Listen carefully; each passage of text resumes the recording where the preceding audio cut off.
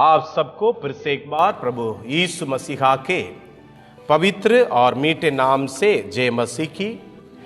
कितनी अद्भुत बात है, हालेलुया। आज और कल युगान युग के लिए वो एक सा परमेश्वर, वही परमेश्वर की आपकी आराधना करते हैं। वही परमेश्वर के सामने आप लोग सब बैठे हैं।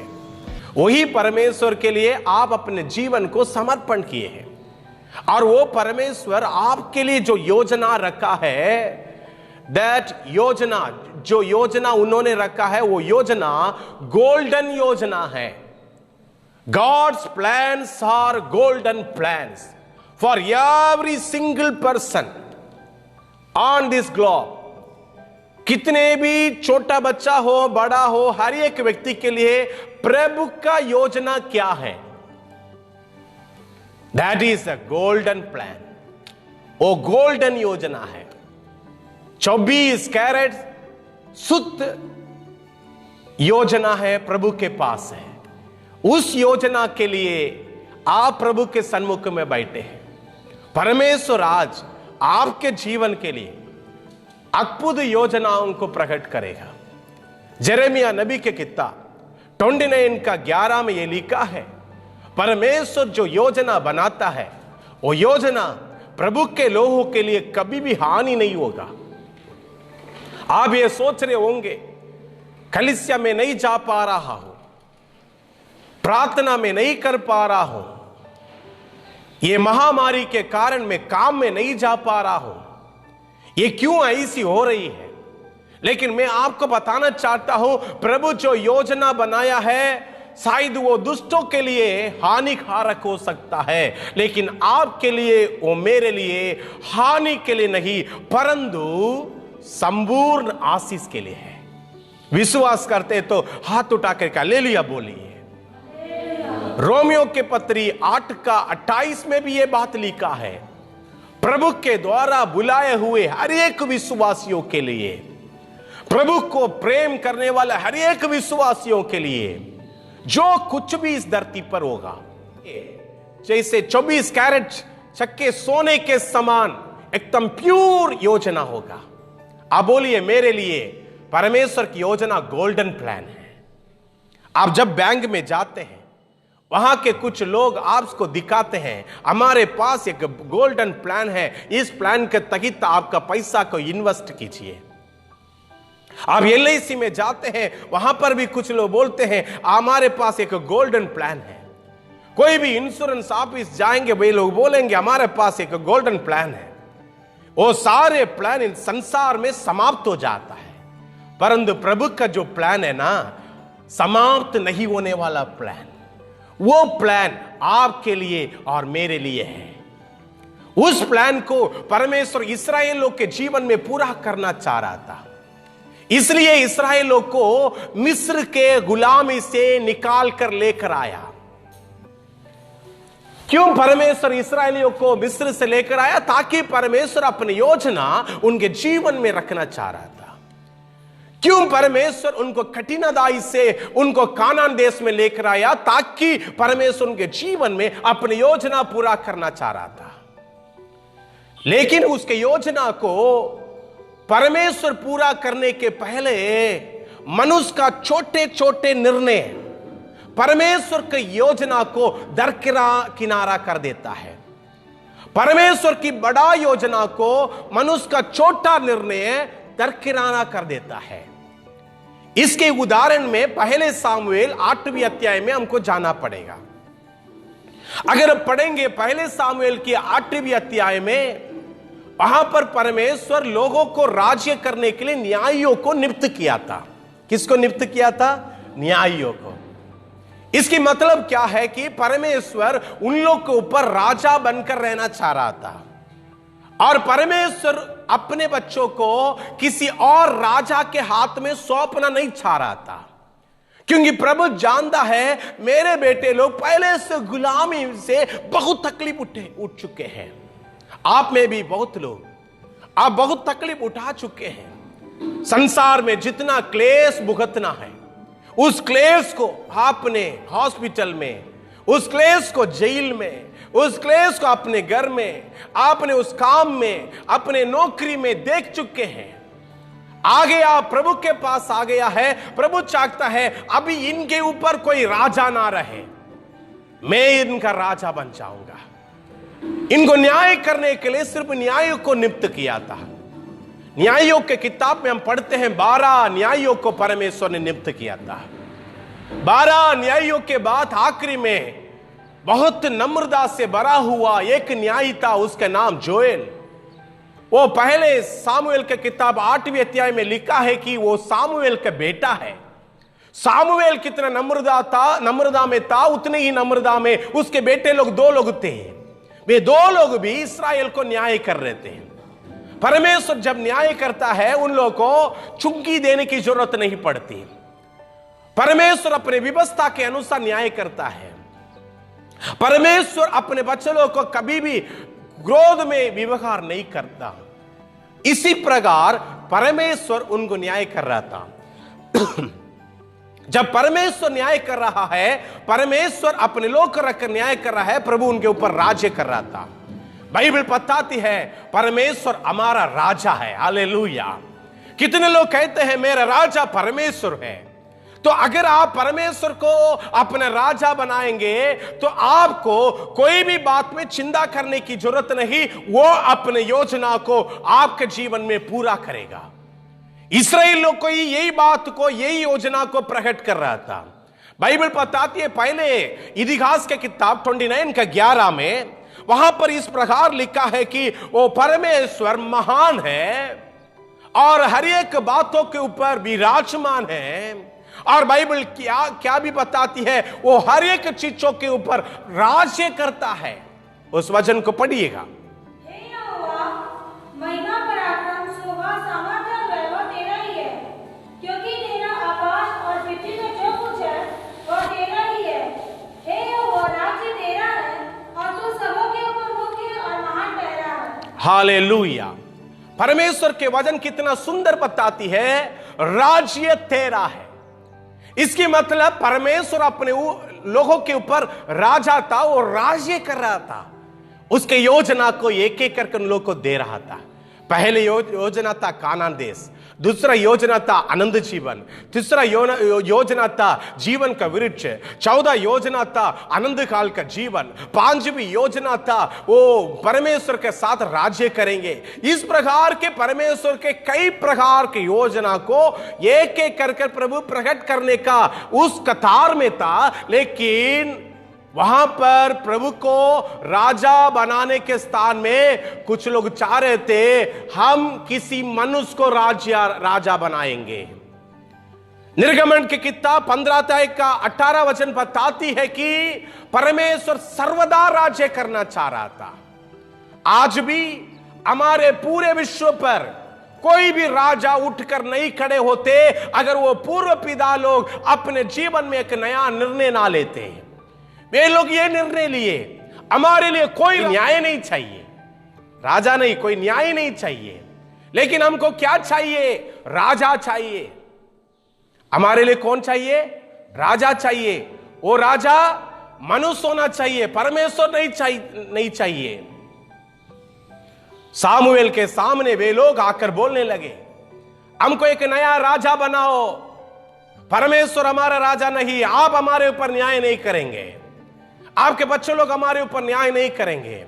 सामुएल ने परमेश्वर के सामने आकर प्रार्थना करने लगा, परमेश्वर ये लोग तो न्याय को ठुकरा रहे हैं, हमारे न्याय नहीं चाहिए बोलते हैं, आपके व्यवस्था नहीं चाहिए बोलते हैं, हम क्या करेंगे? तो परमेश्वर ने कहा उसके इच्छा के अनुसार उनको एक राजा नियुक्त कर ले, उनके निर्णय के अनुसार उनके लिए एक राजा नियुक्त कर ले। परंतु एक राजा आने से क्या क्या क्लेश उनके जीवन में आएगा उसके बारे में भी उनको बता दे। मैं आपको सच बताता हूं मेरे प्यारों, तब तक इनको चुंगी देने की जरूरत नहीं था, तब तक इनको गुलाम होकर काम करने की जरूरत नहीं था, तब तक इनको मिलिट्री के लिए पैसा खर्चा करने की जरूरत नहीं था। इनके पैसा से राजा एक सिक्योरिटी गार्ड को रखकर कभी चलता नहीं था। अभी अचानक वे लोग राजा मांग रहे थे। परमेश्वर हमारे कई बार निर्णय को पूरा कर लेता है। हम इच्छा करते हैं ना, शायद वो प्रभु की योजना के अनुसार नहीं रहता, परमेश्वर की योजना के विरोध रहता, तब भी परमेश्वर पूरा कर लेता है। आप सभी लोग योजना बनाते हैं, सभी लोग निर्णय लेते हैं, और निर्णय कई बार परमेश्वर की इच्छा के अनुसार नहीं होती है। कई निर्णय हमारे मन का इच्छा को पूरा करने का रहता है। बाइबल बताती है कि मनुष्य अपने मन में निर्णय तो लेता है, पूरा करने वाला वही है। आप कोई भी निर्णय ले, उसको पूरा करने वाला वही है। बाइबल बताती है कि हमारे सामने आशीष और श्राप को परमेश्वर रखा है, हमारे सामने बुरा और भलाई को रखा है, हमारे सामने स्वर्ग और नरक को रखा है, हमारे सामने सकरा मार्ग और चौड़ा मार्ग को रखा है। अभी निर्णय आपका है किस मार्ग में आप जाएंगे। परमेश्वर की योजना के सहित जो मार्ग में प्रभु आपको लेके जाना चाहते वैसे जाएंगे, आप बहुत बड़े आशीष और धन्य व्यक्ति हैं। आप हर दिन योजना बनाते हैं, आज भी आप योजना बनाए होंगे, निर्णय लिए होंगे। क्या निर्णय लिए होंगे? आज कौन सा खाना बनाना, निर्णय लिए नहीं लिए? कौन सा सब्जी बनाना, निर्णय लिए नहीं लिए? एक व्यक्ति एक दिन में 35,000 निर्णय लेता है। एक दिन में कितना निर्णय लेता है? 35,000 निर्णय लेता है। और ये 35,000 निर्णय में खाना बनाने का निर्णय, कहां जाना है उसका निर्णय, क्या करना उसका निर्णय। अभी आप लोग में से बहुत लोग इस चैनल को देख रहे हैं और परमेश्वर के वचन को सुन रहे हैं। आपने निर्णय बनाया, मैं परमेश्वर को वचन को सुनने के लिए बैठूंगा, इसलिए आप लोग बहुत लोग बैठा है। और बहुत लोग अभी टीवी के सामने बैठा है, उन्होंने अलग निर्णय लिया है। कई प्रकार का निर्णय हम ले सकता है। हम जैसे जन्म होते हैं और जैसे बढ़ने लग जाते हैं, 3 प्रकार का निर्णय हमारे सामने आता है। पहले निर्णय स्ट्रैटेजिक प्लान। स्ट्रैटेजिक प्लान बोलने से रणनीति जो ऑलरेडी बनाया हुआ है उसी प्रकार का रास्ता में हम चलना है। रणनीति क्या बना हुआ है? एक व्यक्ति जन्म हुआ तो उसको स्कूल जाना है, एक व्यक्ति जन्म हुआ तो उसको कॉलेज जाना है, एक व्यक्ति जन्म हुआ तो उसको नौकरी करना है, एक व्यक्ति जन्म हुआ तो उसके बाद उसको शादी करना है, और एक व्यक्ति जन्म हुआ तो अपने परिवार को संभालना है। सामाजिक रूप में बनाया हुआ रणनीति है। इसमें से आप एक भी चीज को ठुकरा नहीं सकते, आप उसको एक एक करके करते जाते हैं, लेकिन उसके बीच में एक निर्णय आप करते रहते हैं। वो निर्णय स्ट्रैटेजिक निर्णय है। वो निर्णय है कौन सा स्कूल जाना, वो आपका निर्णय है। रणनीति तो है लेकिन आपका निर्णय है। और आपको कौन सा नौकरी करना है वो आपका निर्णय है। और किससे शादी करना है ये आपका निर्णय है। कई लोग शादी करने के पहले बहुत जल्दी में निर्णय लेते हैं, मैं इनको शादी करूंगा। एक भाई मेरे पास आया और कहा मैं शादी करूंगा तो यही लड़की को शादी करूंगा, नहीं तो मैं मर जाऊंगा। और वो शादी भी कर ली है। शादी करने के बाद 3रा महीना आकर मेरे से बोलता है इनसे शादी कर मैं बहुत बड़ा गलती कर लिया। आप में भी बहुत लोग शादी करने के बाद सोचते होंगे क्यों मैं इनसे शादी कर लिया। कई लोग ऐसे बोलते ये व्यक्ति से क्यों मैं शादी कर लिया। ऐसी है ना, उनके सामने कोई सिर मत हिला देना। आपके आसपास में आपके पत्नी है, भूल मत जाइए। आपके पास कौन बैठा है देखकर आप उत्तर देना। हालेलुया। आप निर्णय ले लेते हैं, उसके बाद आप सोचते हैं मैं तो ये गलती से निर्णय ले लिया। निर्णय लेना अच्छा है, लेकिन यह निर्णय प्रभु के मर्जी के अनुसार, प्रभु की योजना के अनुसार है या नहीं, सोचकर आपको निर्णय लेना है। कई बार हम निर्णय लेने के बाद बहुत पछताते हैं। अरे भाई मैंने जो व्यक्ति को काम में लगाया गलती से लगाया। मैं भी कई बार सोचता हूं, कई बार में हम सभी लोग निर्णय लेने के बाद पछताते हैं, कई चीजों को लेकर पछताते हैं। लेकिन अच्छी बात यह रहेगा अगर हम परमेश्वर के गोल्डन प्लान के अनुसार हम निर्णय लेंगे तो हम बहुत बड़े आशीष की बारिश बन जाएंगे। तो परमेश्वर की योजना के तहत वे लोग नहीं लेने के कारण, वे लोग अपने स्वयं की इच्छा के अनुसार एक राजा को नियुक्त करने के कारण उनके जीवन में क्या तकलीफ हुई आप जानते हैं। बाइबल बताती है दाऊद के द्वारा पूरे देश में महामारी आई। वे लोग निर्णय लेकर रखा हुआ एक राजा के कारण, राजा ने किया हुआ पाप के कारण, जिन्होंने उनको नियुक्त किया है, जिन लोग ने इनके राजा बनाने के लिए निर्णय लिया है, उन सभी के ऊपर महामारी आई। एक राजा को वो लोग नियुक्त करने के कारण, गलत निर्णय के कारण राजा के द्वारा पूरे देश में महामारी आई।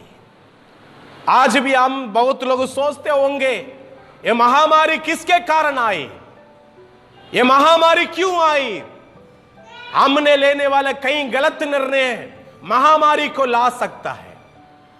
और बाइबल यह भी बताती है आहाब एक बोलकर एक राजा था, पूरे इस्राएलियों को तकलीफ में डाल दिया था। आगा बोलकर एक राजा था, पूरे विश्व के लोगों को परेशानी में डाल दिया। उन्होंने लिया हुआ निर्णय क्या किया, महामारी को लाया। उन्होंने लिया हुआ निर्णय क्या लाया, राजा को नियुक्त करने के कारण राजाओं के द्वारा बहुत ज्यादा संघर्ष और परेशानी में वे लोग पड़े। राजा को नियुक्त करने का जो गलत निर्णय वे लोग लिए थे भी उसके कारण और क्या हुआ मैं बताता हूं, राज्य दो टुकड़ा हो गया। हम लेने वाले एक निर्णय में हमारे परिवार जोड़कर भी रह सकता है, टूट कर भी रह सकता है। कई लोग लेने वाला निर्णय परिवार को तोड़ने का रहता है। आज कौन सा निर्णय आप लेते हैं वो निर्णय करेगा आप आपके अंत कहां तक होगा। अगर आप परमेश्वर की योजना के अनुसार निर्णय लेंगे आपका जीवन अनंत काल तक स्थिर रहेगा। लेकिन आप अपने मन की इच्छा को पूरा करने का निर्णय लेंगे तो बाइबल बताती है वो फूट में कदम होगा, वो नरक में कदम होगा। आपका निर्णय के कारण आपके परिवार टूटने की स्थिति में आएगा।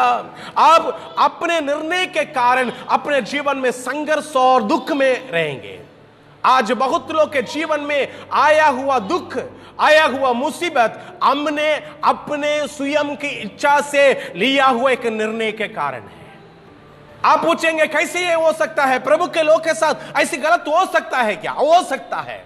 अब्राहम एक विश्वास का पिता था, विश्वास योग का पिता है। उसको बाइबल बहुत आदर और सम्मान देती है। परमेश्वर डायरेक्टली उससे बात करता था।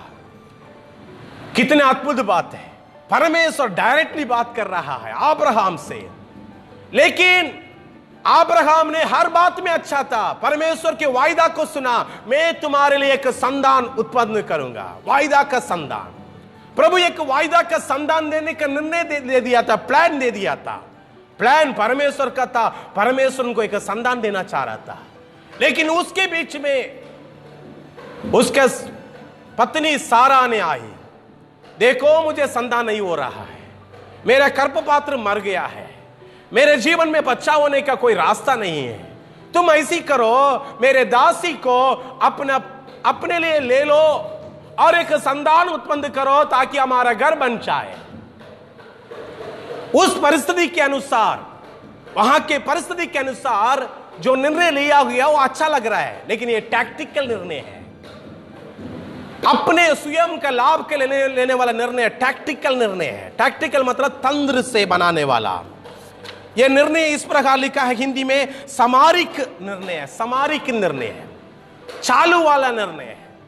एक चालू वाला निर्णय के कारण सारा सोच रही मेरा परिवार खुश रहेगा, अब्राहम सोच रहा है मेरा परिवार खुश रहेगा। आप जानते हैं उन्होंने उस दिन लिया हुआ एक निर्णय के कारण एक इस्माएल उस दासी के द्वारा फायदा तो हो गया, लेकिन वो फायदा होने के पहले परमेश्वर कह लिया था कि ये पूरे विश्व के लिए वायदा का पुत्र के विरोध में, प्रभु के लोग के विरोध में ये दुष्ट दाग का काम करेगा। इसके हाथ प्रभु के लोग के विरोध में रहेगा, धर्मियों के विरोध में रहेगा। एक इस्माएल है आज इस पूरे विश्व में काम करने वाला टेररिस्ट, आतंकवादी, वो कौन सा भी धर्म का क्यों ना हो, जो भी आतंकवादी है वो इस्माएल है। वो इस्माएल एक गलत निर्णय के द्वारा फायदा हुआ था। परमेश्वर की योजना था क्या था? उसको एक संतान देने का था। क्या संतान? वायदा का संतान, वो भी सारा के द्वारा का संतान। परमेश्वर सारा के द्वारा संतान दिया नहीं दिया? प्रभु की योजना को प्रभु पूरा किया। प्रभु एक बार बोल दिया तो उसको रखेगा नहीं, उस कार्य को पूरा नहीं करते हुए नहीं करेगा। शायद आप कितना भी गलती कर ले, कई बार प्रभु पूरा कर लेता है। लेकिन हम क्या करते हैं? कलीसिया के सामने आकर हम वायदा देते हैं, हम मन्नत मानते हैं, मैं वो करूंगा ये करूंगा, लेकिन करने वालों को भी रुका देते हैं। उसके बाद उसको करते नहीं। ये मनुष्य का गुण है। हम सबके सामने डंडोरा पीटता, मैं ये करूंगा ये करूंगा, लेकिन उसको करते नहीं। बोलते बहुत लेकिन करते नहीं। लेकिन प्रभु जो बोलता है उसको करता है। मनुष्य इसके बीच में गलत निर्णय लेकर प्रभु की योजना को ठुकराता है। अब्राहम ने लिया हुआ गलत निर्णय पूरे विश्व के लिए संघर्ष का कारण बन गया। परंतु ईसाक जन्म हुआ, वायदा का संतान जन्म हुआ, वो आज भी आशीषित है। आज आप ईसाक, अब्राहम, ईसाक, याकूब के संतान होने वाले यीशु मसीह के पुत्र बन गए हैं। इसके लिए आपको धन्यवाद देना चाहिए, क्योंकि परमेश्वर आपको अपनी योजना में अभी भी रखा है। अभी आप सोच रहे होंगे मेरे जीवन में कुछ योजना प्रभु का है। हां, जो भी संदेश को सुन रहे, मैं आपसे कहना चाहता हूं, God has a golden plan for you again and again. Golden plan for you in your job. आपके नौकरी में परमेश्वर के एक गोल्डन प्लान है। आपके परिवार में परमेश्वर के एक गोल्डन प्लान है। आपके भविष्य के लिए परमेश्वर के पास एक गोल्डन प्लान है।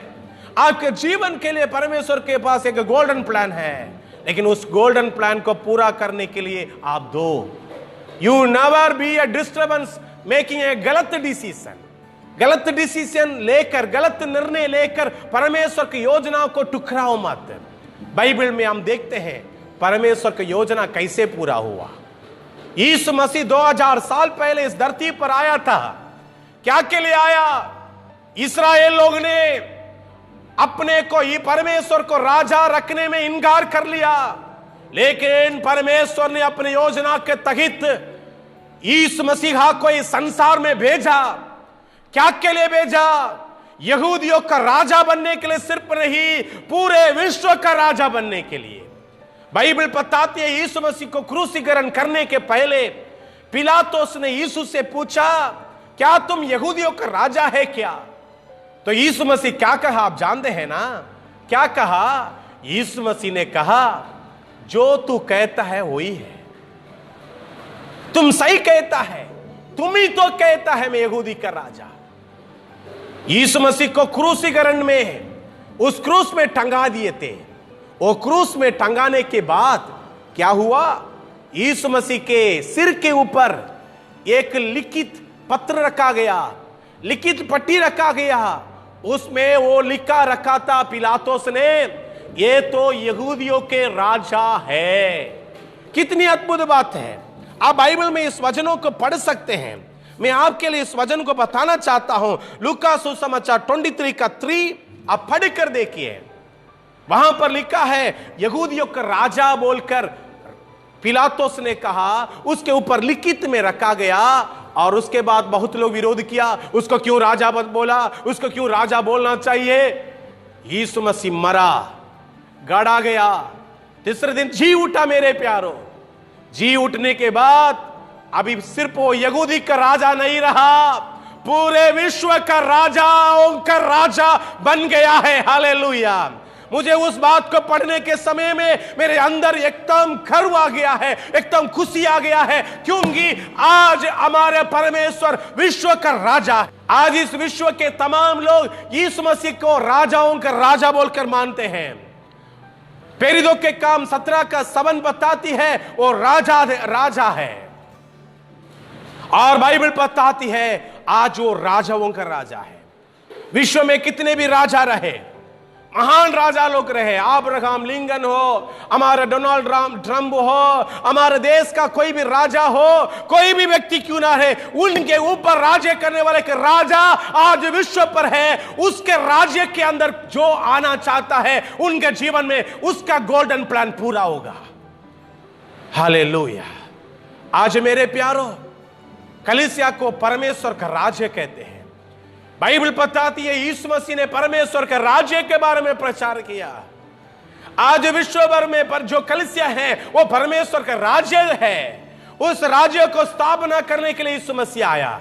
इसके ऊपर राजा कौन है? परमेश्वर है। लेकिन एक स्वर्ग का राज्य इंतजार कर रहा है। उस राज्य में वही लोग जाएंगे जो परमेश्वर के राज्य में शामिल हुए हैं, और वे लोग कहेंगे ये तो राजाओं का राजा है। और बाइबल बताती है प्रकाशित वाक्य 1:5, यूहन्ना को जब परमेश्वर ने दर्शन दिया था, वो दर्शन में परमेश्वर एकदम क्लियर बता दिया वो राजाओं का राजा। पढ़िए उस वचन, प्रकाशित वाक्य 1:5।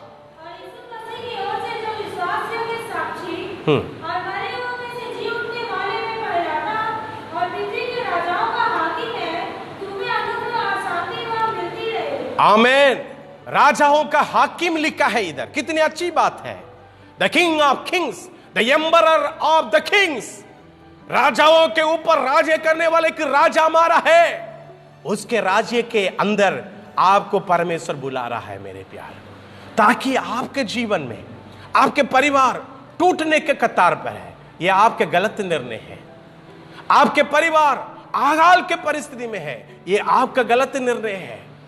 आपके परिवार में महामारी तांडव मचा रही है, हमारे देश में महामारी तांडव मचा रही, दुनिया में महामारी तांडव मचा रही है। आप सोच रहे होंगे ये क्यों हो रही है? एक तो भविष्यवाणी पूरा हो रही है, दूसरा मनुष्यों का एक गलत निर्णय हो रहा है। आज परमेश्वर बोल रहा है मेरे योजना को जानो, परमेश्वर के राज्य में तुम आ जाओ। मेरे राज्य में जो आएगा उसका राजा परमेश्वर रहेगा। पहले तीमोथी किताब 6:15 ये बताती है। पढ़िए उस वचन, पहले तीमोथी इसका 6:15। जिसे वह ठीक समय पर दिखाएगा, जो परम धन्य और एकमात्र अधिपति और राजाओं का राजा, राजा होकर राजा, ओ प्रभु वो का प्रभु। हालेलुया। कितने महान है ये, ठीक समय में प्रकट करेगा। और बाइबल बताती है आपके लिए जो योजनाएं बनाए हैं वो योजना के लिए आप परमेश्वर को राजा बना दो। वो योजना आपके जीवन में अपने आप में पूरा होगा। और परमेश्वर के वचन बताती है एफेसियों के किताब 3:9 अध्याय में 9वीं वचन में लिखा है कि परमेश्वर हमारे लिए आदि से योजना बना दिया है। और आप एफेसियों के किताब पहले अध्याय का 10 और 11, 12 वचन को पढ़िएगा। वहां पर लिखा है before the foundation of the world God has made a greatest plan for everyone. आप अपने बच्चों के लिए एक योजना बनाए होंगे, निर्णय लिए होंगे। मैं इन बच्चों को डॉक्टर बनाऊंगा, मेरे बच्चों को अच्छे नौकरी दिलाऊंगा, अच्छे जगह में रखूंगा, अच्छा घर बनाकर रखूंगा, इस जगह में घर बनाऊंगा, इस कॉलोनी में घर बनाऊंगा। ऐसी बड़े बड़े निर्णय आप बनाकर रखे होंगे। आपका निर्णय बहुत अच्छा है, लेकिन आपका निर्णय से भी बड़ा एक निर्णय आपके बच्चे के लिए प्रभु बनाकर रखा है। इसलिए आपके बच्चों को प्रभु के साथ जोड़ कर रखिए, उसका प्लान आपके बच्चे में पूरा होगा। अगर आपके बच्चे परमेश्वर से दूर रहे तो सिर्फ आपका प्लान उसके जीवन में पूरा होगा। शायद वो हानि के लिए भी हो सकता है, अच्छे के लिए भी हो सकता है। और हम देखते हैं कि कई लोग कहते हैं जब वो तकलीफ में रहते, ये मेरा किस्मत है, ये मेरा किस्मत है। एक व्यक्ति मेरे पास यही कह रहा था, पास्टर मैं बहुत तकलीफ उठा रहा हूं, ये मेरा किस्मत है। तब मैं उनसे पूछा ये किस्मत कौन लिखा? तब उन्होंने बोला ये तो भगवान ऊपर वाला ही लिखा होगा। ऊपर वाला हमारा माता पिता से बढ़कर है। जबकि हमारे माता पिता अपने बच्चों के लिए गलत प्लान नहीं बना सकता, दर्द वाला प्लान नहीं बना सकता, इनको बीमारी में डालने का प्लान नहीं बना सकता और तकलीफ देने का प्लान नहीं बना सकता। तब कैसे हमारा स्वर्गीय पिता परमेश्वर आपके लिए एक गलत प्लान बनाएगा? ये हमारा भ्रम है। हम सोचते हैं ये भगवान ने मेरे जीवन में, ये हमारे गलत निर्णय से हुआ है। आप जानते हैं मैं एक बीमार के लिए प्रार्थना करने के लिए गया। मैं उनसे कहा यीशु को विश्वास कीजिए, आपके जीवन में चंगाई मिलेगा। जब तक एक व्यक्ति यीशु को विश्वास नहीं करेगा, उसके जीवन में छोटा बीमारी हो, बड़ा बीमारी हो, हमेशा के लिए चंगाई नहीं प्राप्त कर सकता। तो उन्होंने कहा कि मेरा कर्म का लिखा था पूरा होगा, उसके बाद मैं चंगा होऊंगा। यीशु मसीह कब चंगाई करेगा? मैं एक बहुत बुरा किया हूं, मेरा बुराई का गर्म अभी भुगत रहा हूं इस धरती पर, थोड़ा दिन भुगतूंगा और ये सारे गर्म का फल मुझे मिल जाएगा, सारे कर्म का फल मुझे मिल जाएगा, उसके बाद यीशु मुझे चंगाई नहीं। यीशु को जिस दिन आप राजा बना देंगे, यीशु मसीह को जिस दिन आप विश्वास करेंगे और जिस दिन आप परमेश्वर का राज्य में शामिल होंगे, उसी दिन प्रभु आपको चंगाई करेगा। निर्णय आपका है, लेकिन पूरा करने वाला परमेश्वर है। आप सोच लो, आप भला निर्णय लेंगे तभी वो पूरा करेगा, क्योंकि वो हमारा निर्णय के खिलाफ कभी नहीं है, हमारे निर्णय के खिलाफ कभी नहीं है, क्योंकि प्रभु जानता है हमको वो रॉबोट नहीं बनाया है। मनुष्य बनाया हुआ रॉबोट के लिए मनुष्य क्या करता है? उसको सब कुछ दे देता है, हाथ दे देता है, पैर दे देता है, आंख दे देता है, नाक दे देता है, मुख दे देता है, ब्रेन दे देता है, सब कुछ दे देता है, लेकिन सिर्फ इतना नहीं करेगा कि उसका डिसीजन से, उसका निर्णय से सब कुछ करने का अधिकार नहीं देगा, क्योंकि मनुष्य डरता है, क्योंकि अगर हम उसको सारे अधिकार दे दे, यही हमको हत्या कर देगा। लेकिन परमेश्वर हमको सृष्टि किया, उन्होंने जब हमको बनाया, हमको पूरा अधिकार हमारे हाथ में दे दिया। भला चुनो तो भलाई मिलेगा, बुरा चुनो तो बुरा ही मिलेगा। स्वर्ग राज्य का रास्ता सुनो तो स्वर्ग राज्य पाएगा, नरक का रास्ता सुनेगा और नरक मिलेगा। हर चीज का दो दो रखा है। निर्णय है आपके हाथ में, पूरा करने वाला काम प्रभु का हाथ में है। God has a golden plan for you. You believe Jesus, He will fulfill this plan in your life. Your decision will make to achieve the plan. Let us all stand together. आइए हम सभी लोग खड़ा हो जाएंगे, प्रार्थना करेंगे। Hallelujah. सर्वशक्तिमान जीवित खुदावन, मैं आपको धन्यवाद देता हूँ, ये सुंदर समय के लिए धन्यवाद देता हूँ। प्रभु जी, आपने पिछले 10 हफ्ता तक लॉकडाउन के बीच में हम सभी लोग को सुरक्षित रखा, उसके लिए धन्यवाद। आज हम प्रार्थना करते परमेश्वर पिता, जो भी निर्णय हम लेते हैं, ये निर्णय के बीच में हालेलुया आपकी मर्जी पूरा हो जाए। प्रभु सहायता करें, हालेलुया सही निर्णय हम लेने वाला बन जाए हमारा जीवन में। आपने ये अच्छे अवसर दिया, धन्यवाद। महिमा और आदर आपको देते हैं यीशु के पवित्र नाम से, आमीन। प्रभु सभी को आशीष दे। जय मसीह।